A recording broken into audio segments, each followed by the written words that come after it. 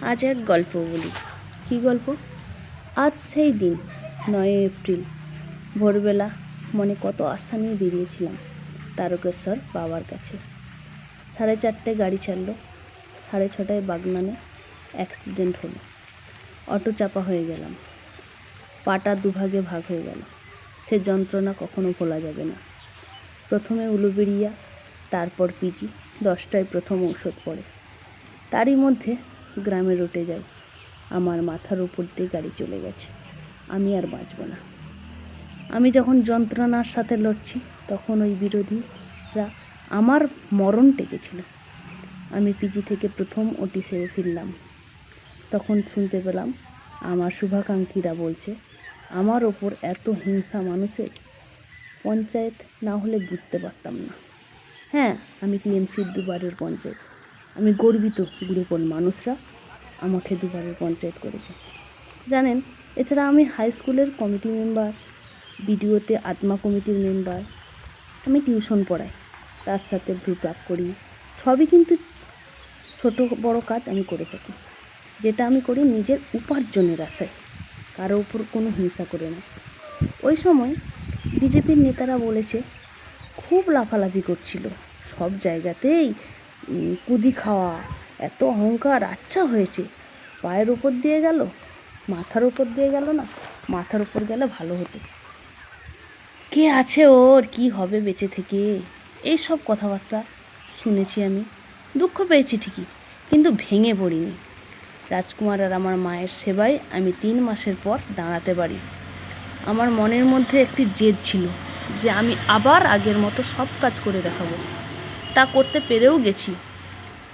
আমার মনের জোর দেখে ডাক্তারও অবাক হয়েছিল। আমার সাথে ওই সময় অনেক মানুষই দেখতে এসেছে, আমার সাথে সময় কাটিয়েছে। সে পার্টির বলুন, পাড়া প্রতিবেশী বলুন, গার্জেনরা বলুন, পঞ্চায়েতের মানুষ বলুন, সবাই। কিন্তু ওই যে যারা হিংসা করে, তাদের তখন কথাবার্তা আমার কিভাবে সুস্থ হব সেটা নয়, আমার কোথা থেকে টাকা আসছে, কে দিচ্ছে, কোথা থেকে পাচ্ছি, এইসব আমাকেই জিজ্ঞাসা করতো। আর বাইরে গিয়ে ওই বিরোধী নেতাদের কাছে সমালোচনা, মানুষ দেখুন কত রকমের হয়।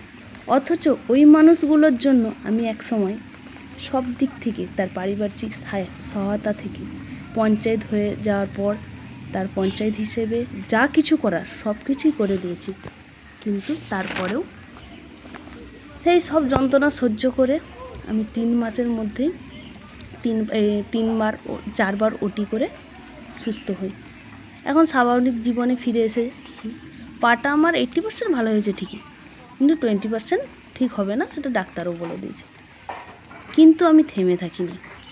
ওই পানেই সব কাজ, অঞ্চলে যাওয়া বা আদার্স যা কাজ, সব কিছুই করছি। ওদের ভাষায় লম্ফঝম্প করছি, এতেও ওরা থেমে থাকেনি। ওই বিরোধী আবার চক্রান্ত করে, আমার সংসার ভাঙার চেষ্টা করে, ওরা ব্যর্থ হয়। এরপর শুরু হয় সীমাহীন হিংসা। কীরকম? এরই মধ্যে আমাদের বিবাহবার্ষিকী ছিল।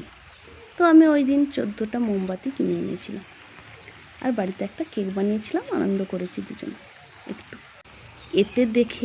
এটা দেখে যে মোমবাতি কিনেছি, সে কি বলবো, একটি মানুষ বলছে 2 দিন আগে মরে যাচ্ছিল, তার আবার মোমবাতি জ্বালিয়ে কীর্তন, আরও কিছু ওদের ভাষাগুলো, বাজে ভাষাগুলো আর বললাম না। এরপর বলুন তো আমার কি করা উচিত? আমার কি থেমে থাকা উচিত, না আমি যেমন এগিয়ে যাব সেইভাবেই চলা উচিত?